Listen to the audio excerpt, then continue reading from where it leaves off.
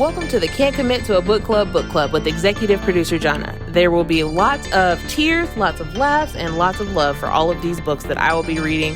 Hopefully you all will join me in my journey of becoming a better reader with the Can't Commit to a Book Club. Here is a review of a book I just read.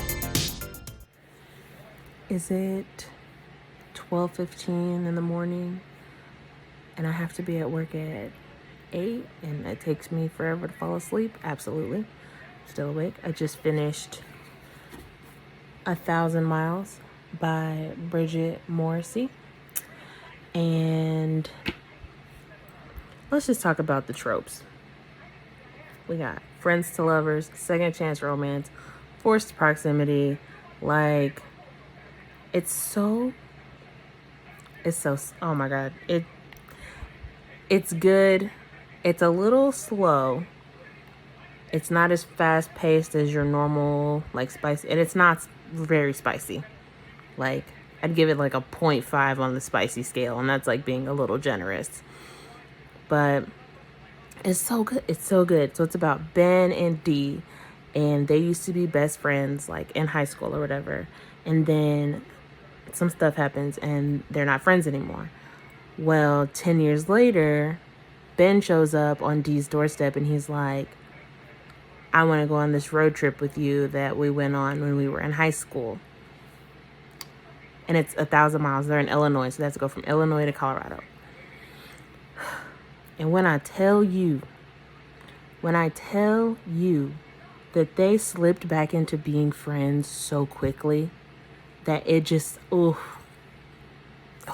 it hit me so hard in my heart because it was so seamless. But they both still had their guard up, you know? Like, they're like, yeah, we're friends, but, like, we're not going to talk about all the crazy stuff that happened. And then, like, so anyway. So they promised that they would go on this road trip together. And they basically did all the same stuff that they did on the first road trip. And they're going to his grandma's house. She recently died. It was very sad. His grandma's house because they buried a time capsule. Let's also talk about how much I love when people in books write letters to each other. It's so sweet. I don't know what it is. I couldn't tell you why I love it, but it's just so like, it gets right here, right in my heart. I don't know what it is. I don't know why it gets me. It just does. Don't ask me questions. I don't know. But I love when they write letters, especially letters that are in a time capsule, because, like, that was you 10 years ago or 20 years ago. Like, who knows where you're going to be in the future? And the fact that they read the letters and realized that they were both in love with each other in high school, but they, like, couldn't, like, say it because they didn't want to, like, mess up their friendship. What? Oh my God. And then, y'all, let's talk about it. We all know I love cats. I have a cat. I know people who have cats. My cat's over here, like, acting like I'm just the most insane person on the planet because I'm up and he's trying to sleep. But I had to finish this book because I only had like 100 pages left, and I felt like I could get that done. Anyway, so, like, they are on this road trip and they, like, stop at all the major, like, state lines or whatever.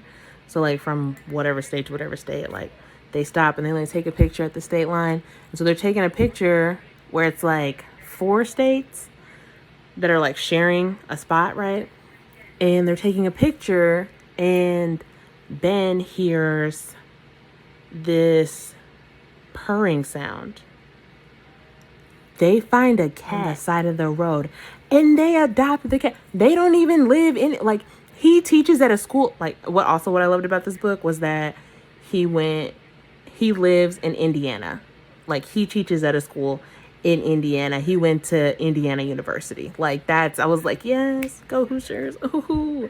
But anyway, they find a cat on the side of the road and they take it to the vet. And the vet's like, oh, like, it's fine. Just post it on the Facebook page, whatever. So they, like, post it on Facebook, but they like have all these other plans, and they're like, well, what are we gonna do? They want to go to Ben wants to go to a baseball game. Bro, they take the cat, they sneak the cat into the baseball game, and then the cat gets loose. The cat got loose at the baseball game. It was so funny.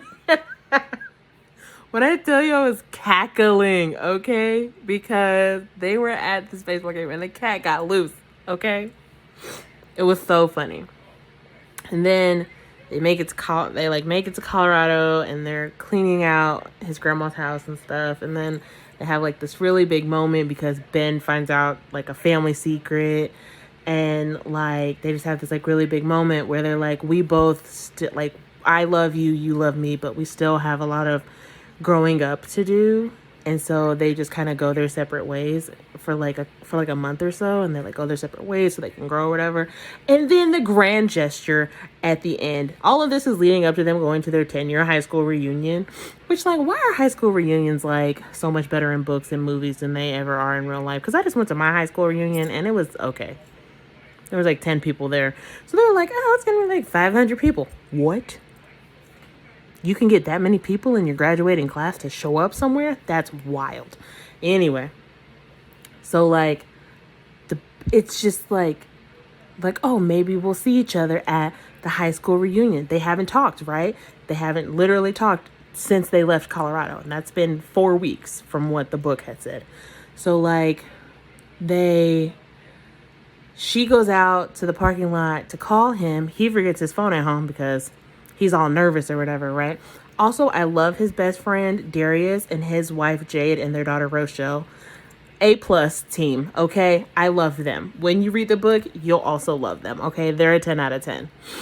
So, I'm sorry. So, just like this big grand gesture where Ben gets up on the stage and he starts talking about how much he loves Dee and like how he wants to be with her and like all this stuff. And I'm just sitting here sobbing because I'm just like,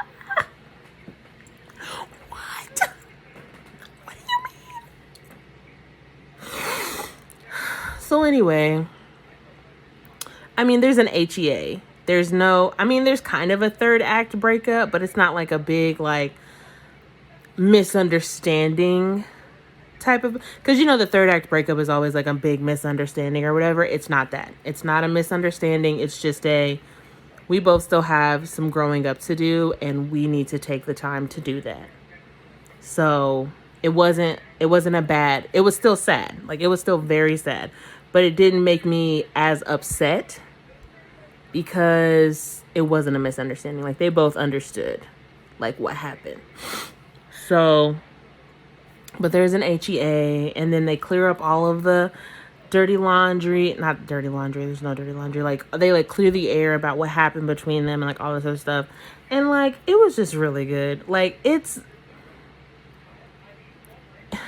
I don't want to say that it's light because it's not light. It's kind of not like a heavy subject, but like it's kind of a mid subject because it's like you have this, you're trying to come back, you're trying to rebuild this friendship, but you have to acknowledge what happened in the past and accept it and then put it together with what your current life is. That makes sense. So anyway, all of that to say, I would give this book probably, look at the cover. It's so cute. I would probably give this a solid like 7 out of 10, if I'm being honest. Just because it was cute. It was a quick read. I don't know. It's a good palate cleanser, I think, from what I've been reading. I've been reading a lot of like spicy stuff, so I'm trying to get like in the darker stuff, so like this is a little bit lighter.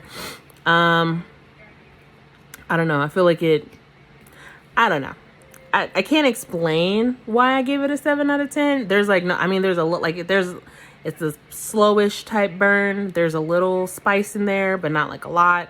I don't know, it's just really sweet and heartwarming to see these two friends who haven't spoken to each other in 10 years come together and realize that they were in love with each other back in the day, and they're still in love with each other, 10 years later. So I would highly recommend 1,000 Miles by Bridget Morrissey.